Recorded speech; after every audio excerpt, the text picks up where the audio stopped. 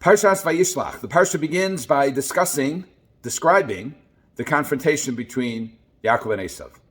Esav's coming with 400 men. We know this. Yaakov contemplates what might happen. He splits up his camp into two. He prays. He prepares gifts for Esav. And the Torah says, this is in 32:8, Lamed Beis, Pasuk Chaf, it says, Vayira Yaakov ma'od, vayetzer lo. Yaakov was exceedingly afraid and troubled. What was he afraid of? And by what was he troubled? So Rashi comments, Vayira vayetzer, Vayira shema yehareg. He was afraid maybe he'd be killed. Vayetzer lo, shema im yaharoghu es achirim. Maybe he'll kill others. He's afraid either he might be killed or he might have to kill others. Rav Schwab asks the question, why is he afraid? He's a righteous person. He has a close relationship with God. He talks to God. God has spoken with him. Why doesn't he have confidence? He knows that God is with him.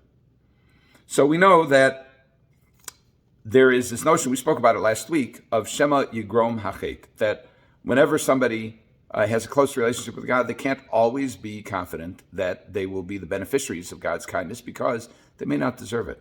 They may have somehow sinned. And Yaakov says this in Yud Aleph. He says, Katonti mikol chasadim. I am unworthy of all of the kindnesses that you have given me. So why was he afraid? Well, first of all, maybe he was not confident that he would deserve God's protection. This continues the theme. And also Rav Schwab points out that even tzaddikim, even righteous people who have great faith in the Almighty, nevertheless get scared. They are frequently fearful. They're afraid. And what do? The response is to call out to God, to pray. And then, as a result of the prayer, a couple of things happen. First of all, you remind yourself God is with you. Secondly, you take the opportunity to improve yourself as a result of the fear. When the Gemara says, Yisur bala adam, then you fashvesh ma'asav yaseh tshuva.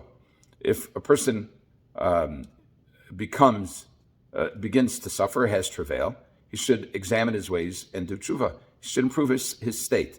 That is the antidote to katonti, to maybe I'm not worthy, is to make yourself worthy. Okay. So then, Yaakov says, Hatzileni, and this is part of his prayer. He says, Hatzileni na miyad ochi miyad Esav. Save me, please, from the hand of my brother, the hand of Esav. And the Mefarshim, the commentaries, are bothered by the repetition. Could simply have said miyad Esav. It could even have simply said miyad ochi Esav. Either from Esav, who parenthetically was his brother, or from my brother Esav. But why from the hand of my brother, from the hand of Esav? So Rashi notes this unusual phrasing, and he says as follows. Rashi says, Miyad achi miyad Esav. He says, Miyad achi she'ein noheg imi ella ke'esav harasha. From my brother who does not act to me towards a brother, but rather acts towards me like Esav harasha. In other words, that one might expect some kind of acknowledgement of a relationship as a result of the familial closeness, but rather Esav is acting like Esav harasha, like the wicked Esav. And this is reflected in a number of Mefarshim, and they say today he's acting like Achi, but in future generations, time of the Beis HaMikdash, in the time of Purim, he will act as an adversary, as Esav the adversary. One might see an additional explanation in this phrasing. Hatzileni no miyad ochi miyad Esav. Save me from my brother, save me from the hand of Esav. Well, we know the hand of Esav is the hand of an adversary. The hand of a brother is not, by definition, automatically the hand of an adversary. As a matter of fact, we refer to people with whom we are close as achim. It may be relatives, it may even be people with whom we have a relationship of closeness or with whom we want to create a relationship of closeness. We've mentioned the opinion of Rabbi Yaakov Kamenetsky that before one gives rebuke to another person, he should emphasize the closeness and refer to them either as Achi, my brother, or by some other term of endearment.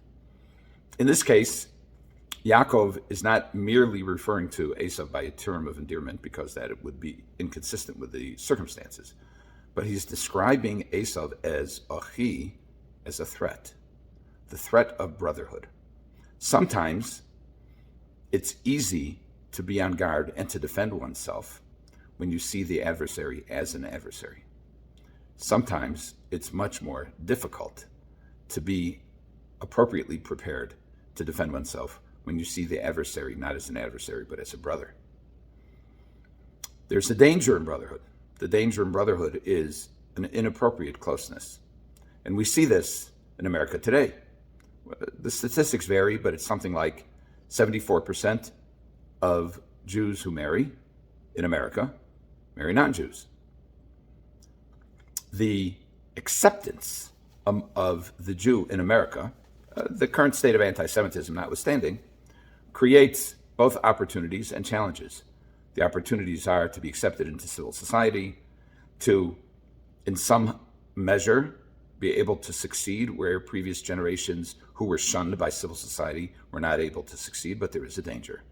And the danger is that the Jew views integration into society as being more valuable than the retention of a distinct identity as a Jew.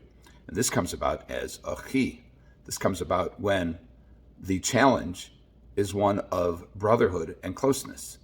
We also see this when there is an identification with the culture at large, that we end up adopting values that are alien to Torah values. And if we feel very much a part of the society, then we're far less critical of prevailing mores or new mores that come into fashion and popularity. And we say we may not even say it, we're just part of the culture, we're part of the society, and this is, as they say, how we roll. And it's not. We have experienced in our lifetimes, and certainly in the lifetimes of our parents and grandparents, tremendous adversity by those who loudly proclaimed their differences from us. And we are experiencing in the current generation the dangers of those who proclaim their acceptance of us. We are an Am Levadad Yishkon. We are a distinct people, and we have our own mission, and it's jeopardized by the adversary in whatever form he appears. Have a good Shabbos.